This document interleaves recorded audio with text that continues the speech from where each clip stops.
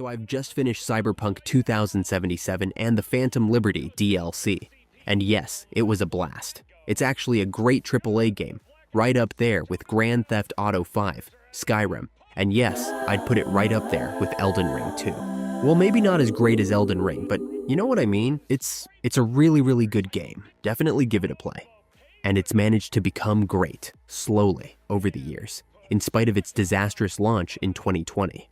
Probably the most ill-fated video release of all time.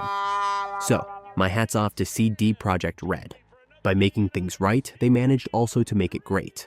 But I'm left, as I usually am after completing a video game, with this nagging question. After all the killing, stealing, side missions, after hours of lusting, after all those hot NPC chicks walking about, after over 100 hours of gameplay, what, in the end, is Cyberpunk 2077 actually about? As we all know deep down in our heart of hearts, Cyberpunk 2077 is first and foremost a wealth generator for its creators. This game, like every other game ever made, is simply a capitalistic venture. It exists to make money. Okay, so that's that. But video game creators have to sell us on purchasing their product. They have to tell us what the game is, quote, about. For example, Grand Theft Auto 5 is about stealing cars, robbing banks, and generally breaking the law as you, the player, embark on epic crime sprees and heists with your gangster friends in a large sandbox world that strongly resembles Los Angeles. That's what Grand Theft Auto 5 is about. We can't summarize Cyberpunk 2077 as succinctly. This game is not about one thing in particular. It's a pastiche of several distinct but related ideas and themes, neatly squashed together like a sandwich under the general banner of survival. This is what gives the game its sense of purpose and urgency. How far will you go to stay alive? What decisions will you make as you look out for your own skin? The game is a petri dish for the examination of your own morals, your loyalty, and honor in a world where there is no morality, loyalty, or honor. But it also throws in several other themes and ideas.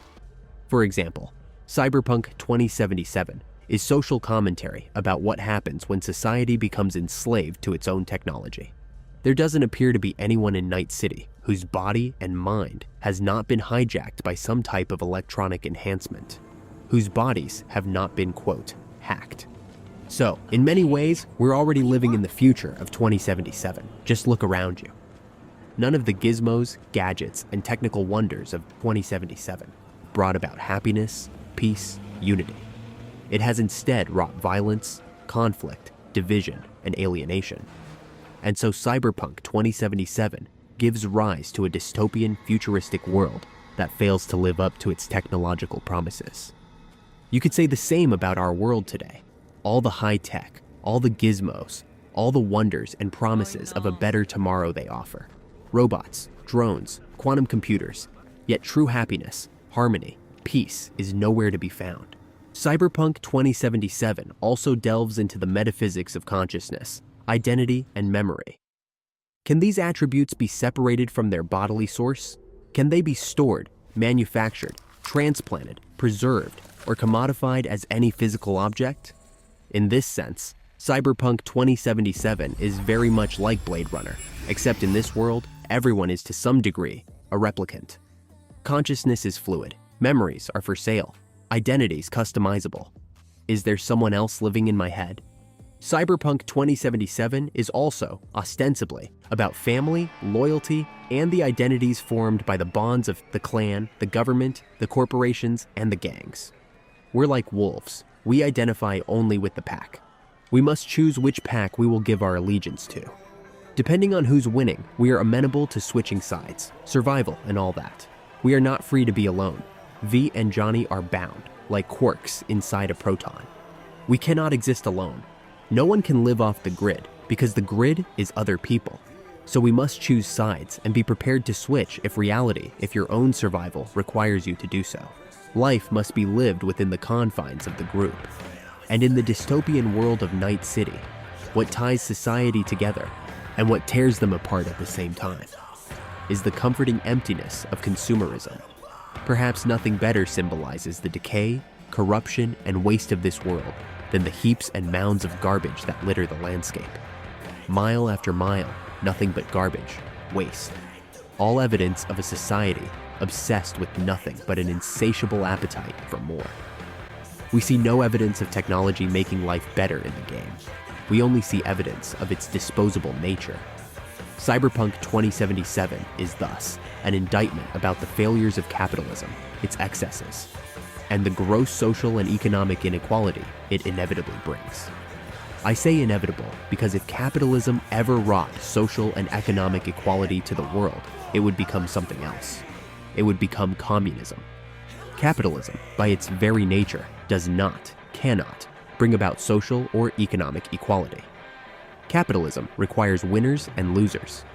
And clearly, there are winners and losers in Night City, just as there are winners and losers in real cities across the globe. To expect things to be otherwise is folly. Cyberpunk 2077 is also ostensibly about political revolution and the perceived need for change. Change, everywhere people clamor for change. Power. Rights. There are powerful people, corporations, governments, and criminal gangs. They're always pulling the strings, getting richer, stronger, as the people grow weaker, more decadent, more and more addicted to shiny things. And there's no end to shiny things. The political tension is thick with protests, turf wars, and bald self-interest firmly in the driver's seat. We have the self-righteous protagonist in the form of Johnny Silverhand, rock star, revolutionary hero who wants to burn down the established order and start over. And you, the reluctant agent of regime change. Johnny literally sets off a nuclear bomb in his crazed attempts to bring down the Arasaka Empire. Yeah, that'll surely make things right. Everywhere and at all times, people have raged against the machine, the system, the order of things, and have burned it to the ground, only to rebuild the same doomed enterprise of the past, over and over again.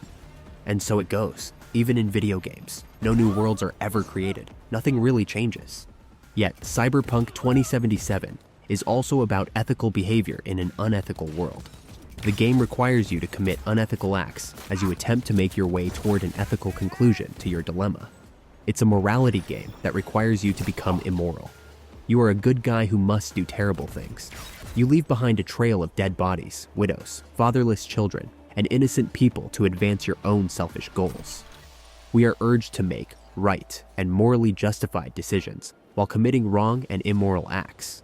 And you do it for the shiny things, and, of course, for the eddies, those precious eddies, to purchase those shiny things. Because there's no such thing as a free lunch in the world, not even in video games. The game is one giant moral and ethical trap, very much like real life is a moral and ethical trap, as we do our best to survive in the very real, dystopian world we are trapped in. But Cyberpunk 2077, when all is said and done, is about a company making money by making a game that entertains us. It's a fun game one can easily get lost in for a few hundred hours at a bargain price. For $50, you can play this game over and over again and still get something out of it. It's that good. I only wish more things in life were as good a bargain as this game. Endless hours of challenging fun, an escapist diversion from the mundane trivialities of real life. And in the end, that's what every excellent video game is ultimately about. I'd like to know what those of you who've played this game think it's about. Let me know in the comments. Thanks for watching, and don't forget to subscribe if you've made it this far. Until next time.